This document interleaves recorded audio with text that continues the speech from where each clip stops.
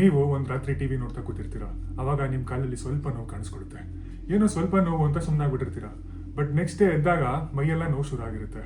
ಹಂಗೆ ದಿನಗಳು ಕಳೀತಾ ಕಳೀತಾ ನೋವು ಅಷ್ಟೇ ಅಲ್ಲ, ಒಂಚೂರು ಅಲುಗಾಡಕ್ಕೆ ಆಗದೆ ಆಗೋಗುತ್ತೆ. ನಿಮಗೆ ಏನಾಗ್ತಿದೆ ಅಂತಲೂ ಗೊತ್ತಿಲ್ಲ. ಬಟ್ ಲೈಫಲ್ಲಿ ಏನು ಚೇಂಜಸ್ ಕೂಡ ಮಾಡಿರಲ್ಲ ನೀವು ನೋವು ಕಾಣಿಸ್ಕೊಳ್ಳೋಕ್ಕೂ ಮುಂಚೆ. ಈ ಥರ ಇದ್ದಾಗ ನೀವೇನು ಮಾಡ್ತೀರಾ?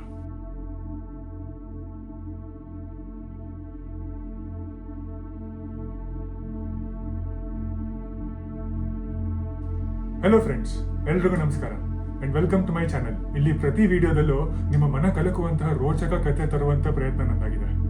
ಇವತ್ತಿನ ಈ ಕಥೆ ಇದೆಯಲ್ಲ, ಭಯ ಪಡೋ ವಿಷಯ ಏನಪ್ಪಾ ಅಂತಂದ್ರೆ ಇದು ನಮ್ಮಲ್ಲಿ ಯಾರಿಗೆ ಬೇಕಾದ್ರೂ ಆಗ್ಬೋದು.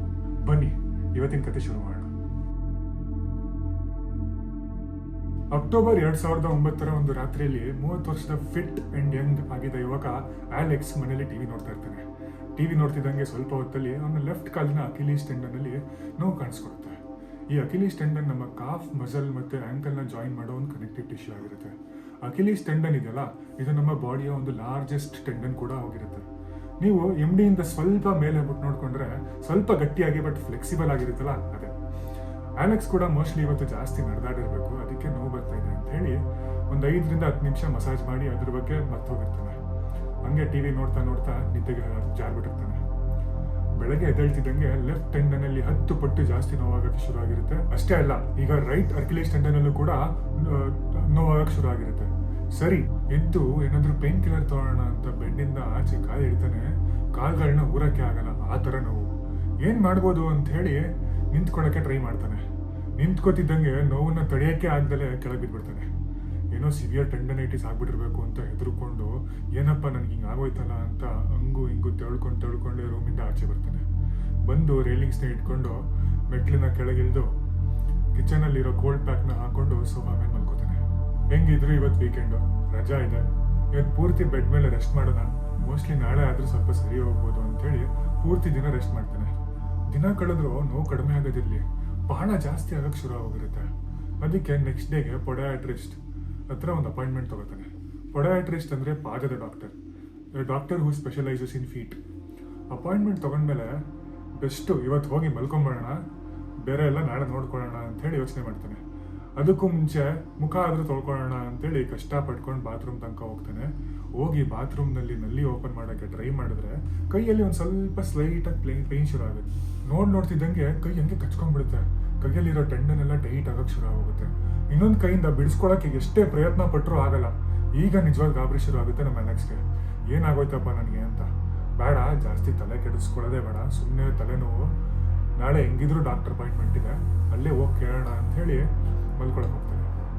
ನೆಕ್ಸ್ಟ್ ಡೇ ಎದ್ದಾಗ ಹಿಂದಿನ ದಿನಕ್ಕಿಂತ ಸ್ವಲ್ಪ ಬೆಟರ್ ಆಗಿರುತ್ತೆ.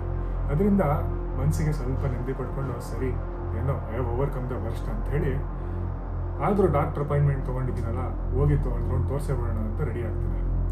ಆಚೆ ಬಂದು ಕಾರ್ದು ಡೋರ್ ತೆಗಿಯೋಕ್ಕೆ ಅಂತ ಪ್ರಯತ್ನ ಪಡ್ತಾನೆ. ಕಾರ್ ಡೋರ್ ಹ್ಯಾಂಡಲ್ ಹಿಂದಕ್ಕೆ ಎಳಿತಿದ್ದಂಗೆನೆ ಕೈಯಲ್ಲಿರೋ ಎಲ್ಲ ಬೆರಳುಗಳು ಡಿಟ್ಯಾಚ್ ಆದಂಗೆ ಪ್ರಾಣ ಹೋಗೋ ಥರ ನೋವಾಗುತ್ತೆ. ನೋವಲ್ಲಿ ಕೈ ಒದ್ರಕೊಂಡು ನೋಡೋ ಅಷ್ಟರಲ್ಲಿ ವಾಪಸ್ ಅದೇ ಜಾಗದಲ್ಲಿ ಬಂದಿರುತ್ತಲ್ಲ ಬೆರಳುಗಳು. ಬಟ್ ಈ ಥರ ಜೀವ ಹೋಗೋವಂಥ ಪೇನ್ ಇದ್ರೂ ಕಷ್ಟಪಟ್ಕೊಂಡು ಇನ್ನೊಂದು ಕೈಯಿಂದ ಡೋರ್ ತೆಗೆದು ಡ್ರೈವ್ ಮಾಡಿಕೊಂಡು ಡಾಕ್ಟರ್ ಆಫೀಸ್ಗೆ ಹೋಗ್ತಾನೆ. ಡಾಕ್ಟರ್ ಹತ್ರ ಎಲ್ಲ ಏನು ನಡೀತು ಅಂತ ಚಾಚು ತಪ್ಪಾಗಿ ಹೇಳ್ತಾನೆ. ನಾನು ಬಹಳ ಹೆಲ್ದಿ ಲೈಫ್ ಸ್ಟೈಲ್ ಲೀಡ್ ಮಾಡ್ತಾ ಇದ್ದೀನಿ, ಈ ಥರ ಜೀವನದಲ್ಲಿ ಒಂದು ಸತಿನೂ ಆಗೇ ಇಲ್ಲ ಅಂತೆಲ್ಲ ಹೇಳ್ತಾನೆ. ಬಟ್ ಇನ್ನೊಂದು ವಿಚಾರ ಕೂಡ ಹೇಳ್ತಾನೆ. ನಾನು ರೀಸೆಂಟಾಗಿ ಒಂದು ರೌಂಡ್ ಆ್ಯಂಟಿಬಯೋಟಿಕ್ಸ್ ತೊಗೊಂಡಿದ್ದೆ, ಹುಷಾರಿರಲಿಲ್ಲ ಅಂತ. ಸಿಪ್ರೋ ಅಂತ ಹೇಳಿ ಮಾತ್ರೆ ಅದು. ನೆಟ್ಟಲ್ಲಿ ನಾನು ರಿಸರ್ಚ್ ಮಾಡಿದಾಗ ಅದರ ಸೈಡ್ ಎಫೆಕ್ಟು ಇದೇ ಟೆಂಡನ್ ಪ್ರಾಬ್ಲಮ್ ಅಂತಿದೆ ಅಂತ ಹೇಳ್ತಾನೆ. ಇದನ್ನೆಲ್ಲ ಕೇಳಿದ ಡಾಕ್ಟರು, ಇದು ಮಾತ್ರೆ ಸೈಡ್ ಎಫೆಕ್ಟ್ ಅಲ್ಲ, ಯಾವುದೋ ಆಟೋ ಇಮ್ಯೂನ್ ಡಿಸೀಸ್ ಇರಬೇಕು, ಲೂಪಸ್ ಥರ ಅಂತೇಳಿ ರೂಮಟಾಲಜಿಸ್ಟ್ ಹತ್ರ ಹೋಗಿ ಚೆಕ್ ಮಾಡಿಸು ಅಂತ ಹೇಳ್ತಾರೆ. ಆಲೆಕ್ಸ್ಗೆ ಕೆಳಗಡೆ ನೆಲ ಕಳಿಸ್ಕೊಂಡಂಗೆ ಆಗೋಗುತ್ತೆ. ಮೊನ್ನೆ ತನಕ ಚೆನ್ನಾಗಿದ್ನಲ್ಲ, ಏನು ಈ ಥರ ಅಂತಿದಾರಲ್ಲ ಅಂತ. ಡಾಕ್ಟರ್ ಆಫೀಸಿಂದ ಈಚೆ ಬರ್ತಿದ್ದಂಗೆ ರೂಮಟಾಲಜಿಸ್ಟ್ಗೆ ಫೋನ್ ಮಾಡಿ 2 ದಿನದ ನಂತರ ಅಪಾಯಿಂಟ್ಮೆಂಟ್ ತಗ್ತಾನೆ. Rheumatologist is a doctor who diagnosis chronic inflammatory diseases. So ಈ 2 ದಿನಗಳಂತೂ ನರಕ ನೋಡ್ಬಿಡ್ತಾನೆ. ದೇಹದ ಪ್ರತಿಯೊಂದು ಮಸಲ್ ಮತ್ತು ಟೆಂಡನ್ ಎಲ್ಲ ಟೈಟ್ ಆದಂಗೆ. ಡಾಕ್ಟರ್ ಅಪಾಯಿಂಟ್ಮೆಂಟ್ ಅಷ್ಟೊತ್ಕೊಂತೂ ಬೇರೆಯವ್ರ ಹೆಲ್ಪ್ ಇಲ್ಲದೆ ಓಡಾಡೋಕ್ಕೆ ಆಗದೆ ಇರೋ ಹೋಗಿರ್ತಾನೆ. ರೂಮಟಾಲಜಿಸ್ಟ್ ಹತ್ರ ಎಲ್ಲ ಟೆಸ್ಟ್ ಮಾಡಿಸಿದ್ಮೇಲೆ ಮೆಂಟಲಿ ಒಂಥರ ಪ್ರಿಪೇರ್ ಆಗಿಬಿಟ್ಟಿರ್ತಾನೆ ಕೇಳೋಕ್ಕೆ, ನಿಂಗೆ ಆಟೋಮಿನ್ ಡಿಸೀಸ್ ಇದೆಯಪ್ಪ ಅಂತ ಹೇಳೋದನ್ನ. It was the most logical explanation ಅಂತ ಅನ್ಸುತ್ತೆ ಅವನಿಗೆ. ಆದರೆ ರಿಸಲ್ಟ್ ನೋಡಿದ್ರೆ ಎಲ್ಲ ನಾರ್ಮಲ್ ಆಗೇ ಇದೆ ಅಂತ ಬರುತ್ತೆ. ನಿಮಗೆ ಏನೋ ತೊಂದರೆ ಇಲ್ಲ ಅಂತ ಹೇಳಿ ಆಟೋ ಇಮ್ಯೂನ್ ಡಿಸೀಸ್ನ ರೂಲ್ ಔಟ್ ಮಾಡಿ ಕಳಿಸ್ತಾರೆ. ಮನೆಗೆ ಬಂದು ಅಲೆಕ್ಸ್ ಏನು ಮಾಡಬೇಕು ಅಂತಾನೆ ಗೊತ್ತಾಗ್ದಲೆ ತಲೆ ಕೆಡಿಸ್ಕೊಂಡು ಲ್ಯಾಪ್ಟಾಪ್ ತೆಗಿತಾನೆ. ಇರೋ ಬರೋ ಥರ ಎಲ್ಲ ಸರ್ಚ್ ಮಾಡಿ ಏನಾಗಿದೆ ಏನು ಮಾಡ್ಬೋದು ಅಂತ ಗೊತ್ತಾಗ್ದಲೆ ಸೋತೋಗಿ ಇನ್ನೇನು ಲ್ಯಾಪ್ಟಾಪ್ ಮುಚ್ಚಕ್ಕೆ ಅಂತ ಹೋಗ್ತಿರ್ತಾನೆ. ಅವಾಗ ನೆನಪಾಗುತ್ತೆ ಮೊದಲನೇ ಡಾಕ್ಟರ್ ರೂಲ್ ಔಟ್ ಮಾಡಿದ್ರು ಮಾತ್ರೆದು side effect. But Alex was very sure ಇದೊಂದು ಮಾತ್ರೆ ಬಿಟ್ಟು ಲೈಫಲ್ಲಿ ಏನೂ ಚೇಂಜಸ್ಸೇ ಮಾಡಿಲ್ಲ. ಸೊ ಟೈಪ್ ಮಾಡ್ತಾನೆ ಸಿಪ್ರೋ ಸೈಡ್ ಎಫೆಕ್ಟ್ಸ್ ಅಂತ. ಅವನಿಗೆ ಒಂದು ಶಾಕ್ ಆಗಿರುತ್ತೆ. ಇವನ್ಗೆ ಇರೋ ಥರ ಸಿಂಪ್ಟಮ್ಸ್ ಇರೋರು ಬಹಳ ಆನ್ಲೈನ್ ಫೋರಮ್ಮೇ ಇರುತ್ತೆ. ಆ್ಯಂಡ್ ನಾಟ್ ಓನ್ಲಿ ದಟ್, ಅದಕ್ಕೆ ಒಂದು ಟರ್ಮ್ ಕೂಡ ಇರುತ್ತೆ, ಫ್ಲಾಕ್ಸ್ ಅಂತ ಹೇಳಿ. ಈ ಥರ ಸಿಂಪ್ಟಮ್ಸ್ ಜೊತೆ ಎಷ್ಟೊಂದು ಜನ ವೀಲ್ ಚೇರಲ್ಲಿ ಕೂರೋ ಥರ ಆಗೋಗಿರುತ್ತೆ. ಈ ಟೆಂಡನ್ ಇದೆಯಲ್ಲ, ಇದು ಮಸಲ್ ಮತ್ತು ಬೋನ್ಸ್ನ ಕನೆಕ್ಟ್ ಮಾಡೋ ಟಿಶ್ಯೂ. ಟೆಂಡನ್ ರಪ್ಚರ್ ಅಂದರೆ ಬೋನಿಂದ ಮಸಲ್ಲು ಕಳಿಸ್ಕೊಳ್ಳೋದು ಅಂತ. ಅದು one of the worst pain that any person can experience. ಇದನ್ನು ಸರಿ ಮಾಡೋಕ್ಕೆ ಸರ್ಜರಿನೇ ಮಾಡಬೇಕು. ಸಿಪ್ರೋ ಮಾತ್ರೆ ಬಂದು ಫ್ಲೋರೋಕ್ವಿನಿಲಿನ್ಸ್ ಅನ್ನೋ ಕ್ಲಾಸ್ ಆಫ್ ಡ್ರಗ್ಸ್ ಅಲ್ಲಿ ಬರುತ್ತೆ.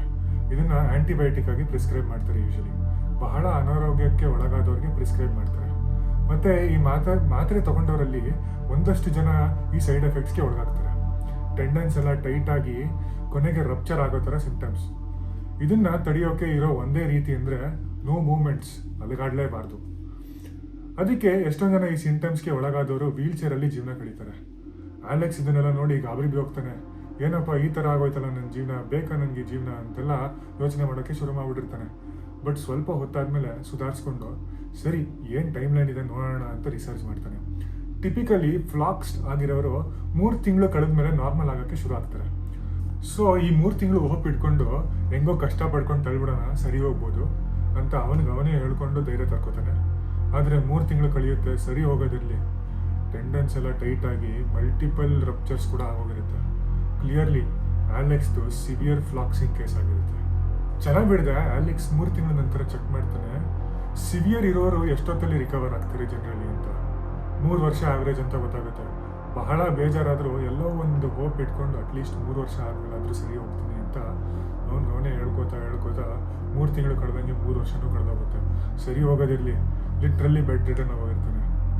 ಇದಾಗಿ 7 ವರ್ಷ ಕಳೆದ್ಮೇಲೆ ಅಲೆಕ್ಸ್ ಒಂದು ಬ್ಲಾಗ್ ಪೋಸ್ಟ್ ಬರೀತಾನೆ, ಹೇಗೆ ಒಂದು ಮಾತ್ರೆಯ ಸೈಡ್ ಎಫೆಕ್ಟ್ ಇಂದ ಅವನ ಜೀವನನೇ ಹಾಳಾಗೋಯ್ತು ಅಂತ. ಇನ್ಫ್ಯಾಕ್ಟ್ ಈ ಫ್ಲೋರೋಕ್ವಿನಿಲಿನ್ಸ್ನ ಯುರೋಪಲ್ಲಿ ಬ್ಯಾನ್ ಕೂಡ ಮಾಡಿದ್ದಾರೆ. ಮತ್ತು ನಾನು ಲಾಸ್ಟ್ ಟೈಮ್ ನೋಡ್ದಂಗೆ ಇಂಡಿಯಲ್ಲೂ ಬ್ಯಾನ್ ಮಾಡೋಕ್ಕೆ ನೋಡ್ತಿದ್ದಾರೆ ಅಂತ ಗೊತ್ತಾಯಿತು. ಇದ್ರ ಬಗ್ಗೆ ಐಡಿಯಾ ಇದ್ದರೆ please let me no in the comments. In fact Alex ಸ್ವಲ್ಪ ರಿಕವರ್ ಕೂಡ ಆಗ್ತಾಯಿದ್ದಾನೆ ಈಗ. ಅವನ ರಿಕವರಿ ಜರ್ನಿಯ ವಿಡಿಯೋ ಡಿಸ್ಕ್ರಿಪ್ಷನಲ್ಲಿ ಲಿಂಕ್ ಮಾಡಿದ್ದೀನಿ. ಈ ಕಥೆಯಿಂದ ಏನು ತಿಳ್ಕೊಬೋದಪ್ಪ ಅಂದರೆ, ನಾವು ಯಾವಾಗಾದರೂ ಹುಷಾರಿಲ್ಲ ಅಂದರೆ ಏನು ಮಾಡ್ತೀವಿ, ಸುಮ್ಮನೆ ನಮಗೆ ಏನೋ ಗೊತ್ತಿರೋ ಥರ ಮಾತ್ರೆ ತೊಗೊಬಿಡ್ತೀವಿ. ಆಗ ಈ ಥರ ಆಗೋ ಚಾನ್ಸಸ್ ಭಾಳ ಜಾಸ್ತಿನೇ ಇರುತ್ತೆ. ಸೊ ಯಾವುದೇ ಮಾತ್ರೆ ತೊಗೊಳಕ್ಕೂ ಮುಂಚೆ ಡಾಕ್ಟರ್ ಹತ್ರ ಕೇಳಿ ತೊಗೊಳ್ಳಿ. ನೀವೇ ಏನೋ ಎಕ್ಸ್ಪರಿಮೆಂಟ್ ಮಾಡೋಕ್ಕೆ ಹೋಗಬೇಡಿ ಅಂತ ಹೇಳ್ತಾ ಇವತ್ತಿನ ಕತೆ ಇಲ್ಲೇ ಮುಗಿಸ್ತಾ ಇದ್ದೀನಿ. ಈ ಕತೆ ನಿಮಗೆ ಇಷ್ಟ ಆಗಿದ್ದಲ್ಲಿ ಲೈಕ್, ಶೇರ್ ಮತ್ತು ಸಬ್ಸ್ಕ್ರೈಬ್ ಮಾಡಿ ಅಂತ ಕೇಳ್ಕೊತಾ ಮುಂದಿನ ವಿಡಿಯೋಗೆ ಸಿಗ್ತೀನಿ. ಧನ್ಯವಾದಗಳು.